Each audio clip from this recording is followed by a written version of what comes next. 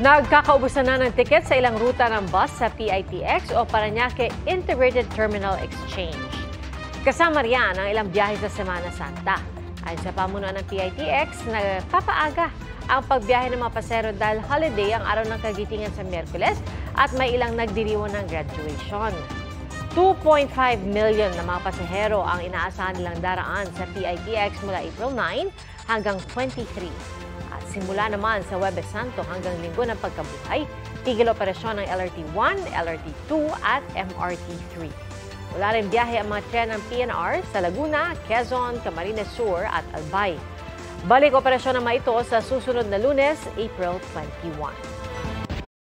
Mga kapuso, maging una sa saksi. Mag-subscribe sa GMA Integrated News sa YouTube para sa iba't ibang balita.